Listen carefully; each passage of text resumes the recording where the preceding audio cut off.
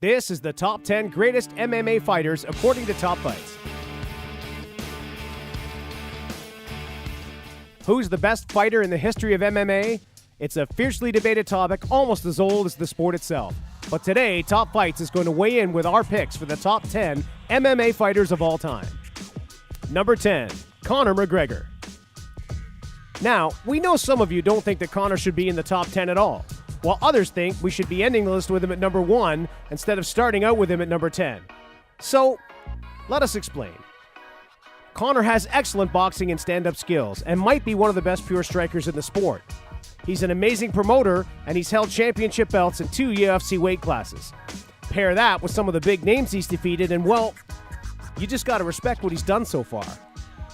Okay, so why number 10? Well, he's never defended those championship belts for one, and it's also pretty apparent that he's got some weaknesses to exploit in his clinch and ground game.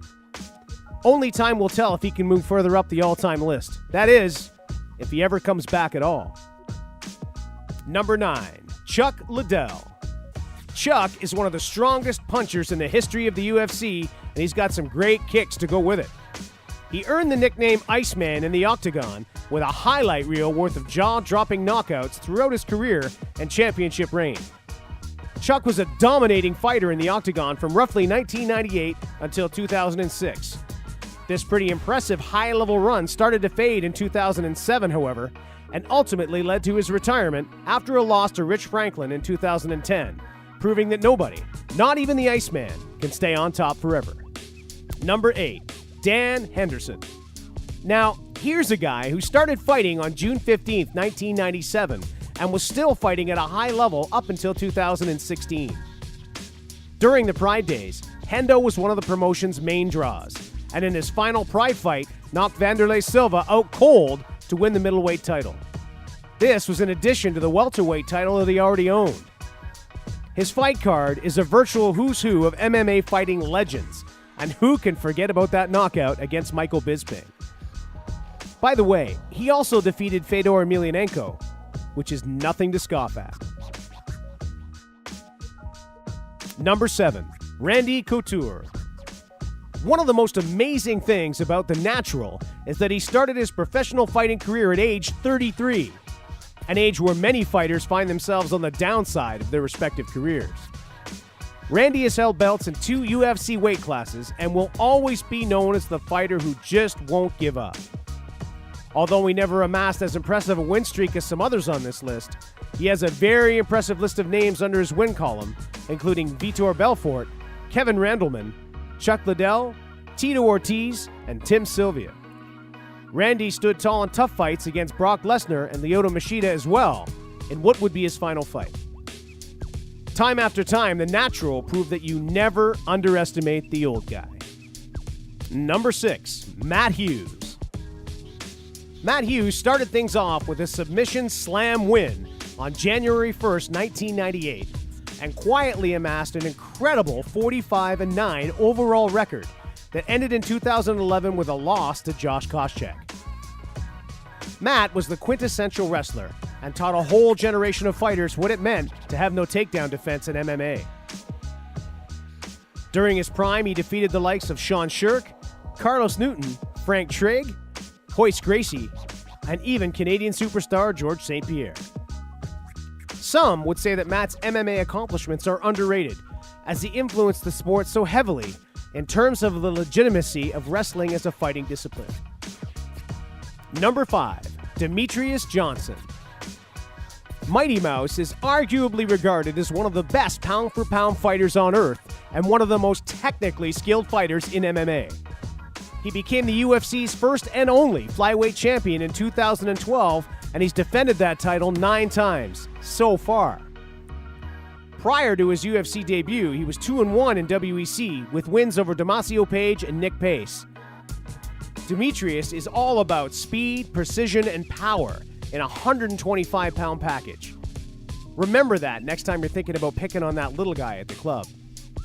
Might not turn out the way you planned. Anyway. Number 4, John Jones.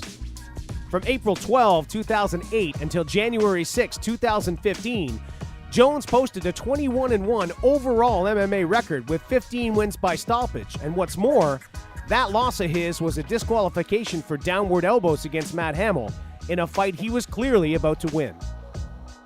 Although he's already known as one of the best athletes ever to grace the octagon, his career has been sidelined multiple times due to various controversies, and one can only speculate what his record would look like had he been fighting full-time the past few years. Basically, there's never been a fighter who's defeated a list of who's who in mixed martial arts quite like Jones has during his prime. It's been amazing, but the only question is what'll happen if and when Bones makes his way back into the cage. Number 3, Fedor Emelianenko, the last emperor. The name really does fit when you consider that Fedor went undefeated from April 6, 2001 to November 7, 2009. Amassing 27 victories and 1 no contest against Antonio Nogueira. It was due to an accidental headbutt, and I'm going to leave the obvious big Nog joke out of this. It's just too easy. During that streak, he defeated the best heavyweights in the sport, including Big Nog, Mark Coleman, Cro Cop, Andrei Arlovsky, and Mark Hunt. What makes Fedor so great is the amount of fame he earned while the sport was still relatively unknown to most of the world. He did this all while avoiding fighting for the UFC his entire career. He's currently 36-4 and still fighting. Fedor's mandatory watching if you're new to following MMA or haven't taken the time to watch him in action. You'll know what Sambo means when he's finished with you, that's for sure. Number 2, Georges St-Pierre. GSP might be known as one of the most composed fighters to ever enter the octagon. He's the stereotypical polite Canadian outside of the ring who will pick you to pieces once the gate closes. After telling Matt Hughes that he wasn't impressed with his performance, he went on to beat him and take his welterweight belt, only to lose it to Matt Serra, his very first defense a few months later. But after unifying the belt the following year, GSP never looked back and compiled a hit list of killers while defending the belt a total of 9 times. George is one of the first of a next generation of fighters that began to master a variety of styles, including karate, wrestling, boxing, Muay Thai, and Brazilian Jiu-Jitsu that forms the blend we call MMA today. GSP vacated the belt with a 25-2 record, and now, after taking a few years off, seems poised to make a comeback. Number 1, Anderson Silva. Lots of fighters on this list have impressive win records and have defeated impressive fighters, but only the Spider has done it while making it all look, well, easy. From April 22, 2006 to October 13, 2012, Silva put together a 17-fight win streak, and he did it by simply mauling the fighters he faced. Most of his fights against decorated veterans of the sport looked like he was fighting first-timers. The Spider can make you miss, and then he makes you pay with almost inhuman accuracy that could turn the most tested chins into glass. Even though he seems to have never fully recovered from a horrific leg injury in the ring, look it up. Yikes, you've been warned. Anderson still remains the most entertaining and skilled fighter ever to step into the MMA ring, and the greatest of all time. So that's our list. Tell us what you think below in the comments section. Who did we miss? Who do you have for number 1? Sound off below, and don't forget to hit that subscribe button to make sure you get all the best MMA content available. Thanks for watching Top Fights, and we'll see you next time. Trailer park girls go round the outside, round the outside.